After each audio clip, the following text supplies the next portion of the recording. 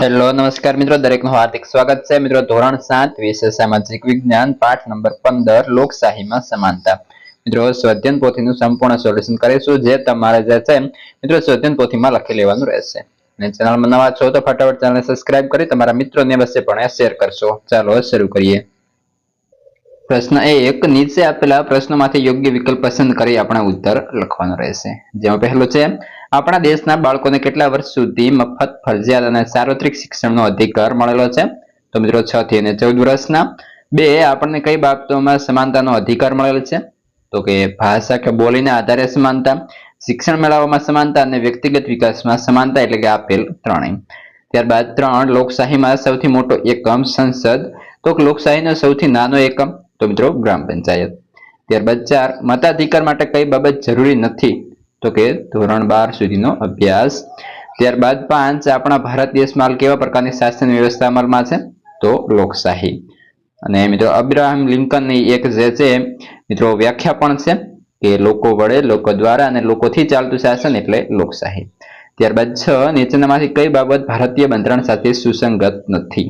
તો 1 અને 3, તો કે બંધારણ દેશનું સંચાલન કરવા માટે માર્ગદર્શિકા છે, સોરી મિત્રો સુસંગત છે તો માર્ગદર્શિકા છે. અને 3, ભારતના બંધારણમાં સૌને સમાન તક આપવાનું ઠરાવવામાં આવ્યો છે.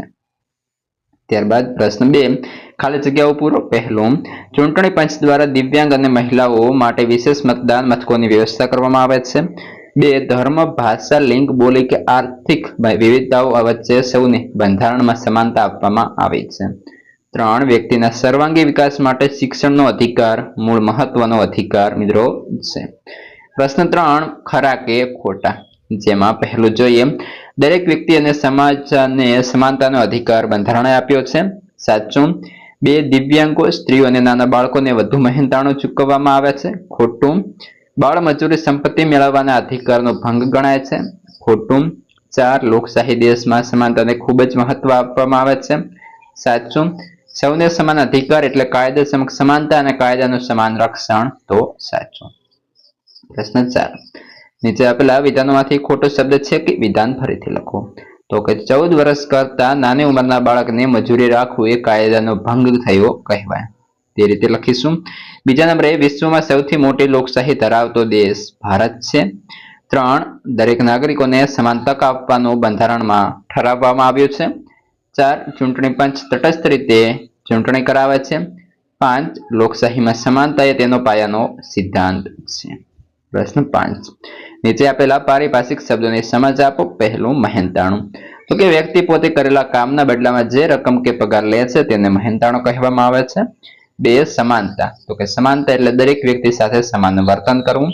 ભારત એક લોકશાહી દેશ છે જ્યાં દરેક નાગરિકને જાતિ, ધર્મ, જાતિ, ભાષા કે લિંગના આધારે, અહીં આવશો મિત્રો, લિંગના આધારે કોઈ ભેદભાવ વગર સમાન હક્કો મળેલા છે. 3, લોકશાહી. તો કે લોકશાહી એટલે લોકોનો, લોકો દ્વારા અને લોકો માટે ચાલતી શાસન વ્યવસ્થા.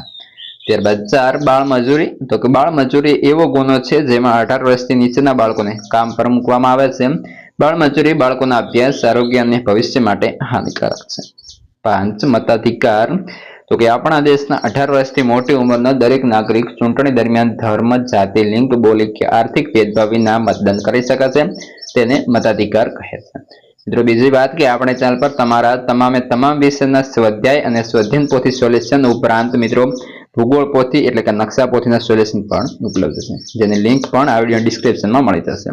પ્રશ્ન 6 છે, નીચે આપેલા પ્રશ્નોના 2-3 વાક્યમાં ઉત્તર આપવાના છે. પહેલો પ્રશ્ન, તમે બસમાં મુસાફરી કરો છો અને અન્ય કોઈ વ્યક્તિ દિવ્યાંગ માટેની સીટ પર બેઠેલ છે તો તમે શું કરશો? જો કોઈ વ્યક્તિ દિવ્યાંગ માટેની સીટ પર બેસી હોય તો હું તેને વિનમ્ર રીતે કહી કે આ સીટ દિવ્યાંગ માટે આરક્ષિત છે અને જરૂર જણાય તો જગ્યા ખાલી કરવા વિનંતી કરું. 2, લોકશાહીમાં સરકારની રચના કેવી રીતે થાય છે? તો કે લોકશાહીમાં સરકારની રચના ચૂંટણી દ્વારા થાય છે.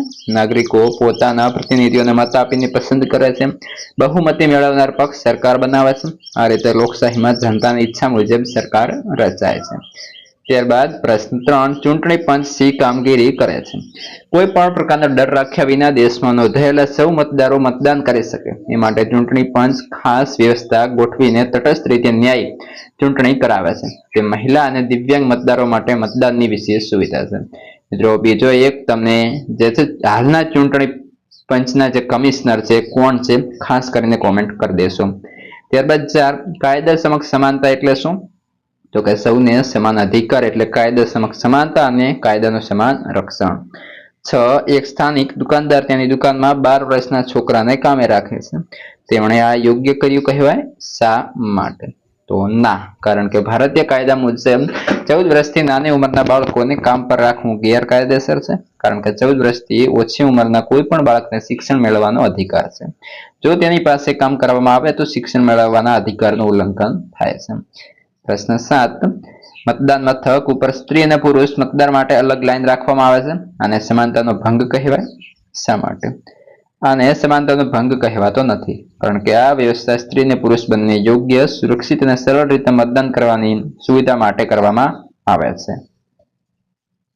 ત્યારબાદ પ્રશ્ન 7, નીચે આપેલા વિધાનોને કારણ આપી સમજાવો. 1, ભારત એક લોકશાહી દેશ છે. તો કે ભારતમાં લોકોનું પોતાનું શાસન પત્ર પસંદ કરવાની આઝાદી છે. શાસન પક્ષ પસંદ કરવાની આઝાદી છે. દરેક નાગરિકને મત આપવા અને ચૂંટણીમાં ભાગ લેવાનો હક છે. લોકશાહીમાં લોકોના અધિકારો અને સ્વતંત્રતા સજાગપણે રક્ષવામાં આવે છે. તેથી ભારતને લોકશાહી દેશ કહેવામાં આવે છે. 2, બાળ મજૂરી એ ગુનો છે. તો બાળ મજૂરી એટલે 18 વર્ષથી ઓછી ઉંમરના બાળકોને કામ પર મૂકવું. આ બાળકોના શિક્ષણ, આરોગ્ય અને વિકાસમાં ખલેલ પહોંચાડે છે. ભારત સરકારે આને ગુનો જાહેર કર્યો છે અને તે અટકાવવા કાયદા બનાવ્યા છે. દરેક બાળકને ભણવાનો અને રમવાનો હક મળવો જોઈએ. 3, સ્ત્રી અને પુરુષને સમાન કામ માટે સમાન મહેનતાણું મળતું નથી, કારણ કે સમાજમાં આજે કેટલી જગ્યાએ સ્ત્રીઓને પુરુષોથી નીચી નજરે જોવામાં આવે છે. ઘણી જગ્યાએ એવું માનવામાં આવે છે કે પુરુષો વધારે કાર્યક્ષમ છે, જે સાચું નથી. લિંગ આધારિત માનસિકતાને કારણે સ્ત્રીઓને સમાન કામ માટે ઓછું મહેનતાણું આપવામાં આવે છે, જે ભેદભાવ અને અસમાનતા છે. પ્રશ્ન 8, નીચે આપેલી ટૂંક નોંધ લખો. 1, ગ્રામ સભા. તો કે ગ્રામ સભા એટલે ગ્રામ કક્ષાએ પંચાયત પ્રાદેશિક વિસ્તારમાં ગામની મતદાર યાદીમાં નોંધાયેલ લોકોની બનેલી વ્યવસ્થા. ગામના બધા મતદારો ગ્રામ સભાના સભ્યો હોય છે. ગ્રામ સભા દ્વારા ગ્રામ કક્ષાએ પ્રત્યક્ષ લોકશાહીની સ્થાપના થાય છે. દર વર્ષે ગ્રામ સભાની ઓછામાં ઓછી 2 સામાન્ય સભા ભરવાની હોય છે. સરપંચ સભાપતિ તરીકે ભૂમિકા ભજવે છે. તેમની ગેરહાજરીમાં ઉપસરપંચ આ ભૂમિકા ભજવે છે. ગ્રામ પંચાયતની ગ્રામ સભાની પ્રથમ બેઠક વખતે વાર્ષિક હિસાબો, પાછળના વર્ષનો વહીવટી અહેવાલ, ઓડિટની નોંધ, ચાલુ વર્ષના વિકાસ કાર્યક્રમો વગેરે રજૂ કરવાના હોય છે. મિત્રો ખાસ કરી વિડીયોને લાઈક અને શેર પણ કરતા રહેશું. પ્રશ્ન 3 છે, ચોરસમાંથી લોકશાહીને સમાનતા એકમ આધારિત શબ્દો લખો. તો મિત્રો ગ્રામ પંચાયત, ચૂંટણી, શ્રમ, ત્યારબાદ મતાધિકાર, બાળ મજૂરી, તે ઉપરાંત બંધારણ, પુખ્ત, સંસદ અને લોકશાહી, આટલા શબ્દો બને છે જે આપણે અહીં લખેલા છે. તમે જે છે મિત્રો અહીંથી લખી લેશો. ત્યારબાદ નીચે આપેલા ચિત્રોનો આધારે લોકશાહીમાં સમાનતા સંદર્ભે તમારા વિચારો રજૂ કરો. તો આ ચિત્ર છે સમાનતા અને ન્યાયનું.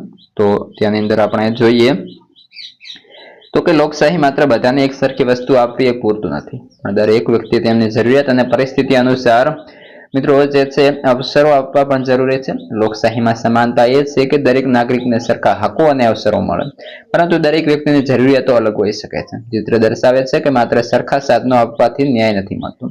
સાચી સમાનતા ત્યારે થાય છે જ્યારે દરેક વ્યક્તિ તેમની આવશ્યકતા અનુસાર સહાય મળે, જેથી દરેક અને એક સરખું મૂલ્ય અને સન્માન મળે. આ જ ખરો ન્યાય અને લોકશાહી છે. તો મિત્રો આ હતું તમારા સંપૂર્ણ નકશા પોથીના પાઠનું સોલ્યુશન. હવે આગળના પાઠનું સોલ્યુશન અને અન્ય વિષયનું સોલ્યુશન જે મિત્રો લિંક છે આ વિડીયો ડિસ્ક્રિપ્શનમાં આપેલી છે, અથવા ચેનલના પ્લેલિસ્ટમાંથી મેળવી શકો છો.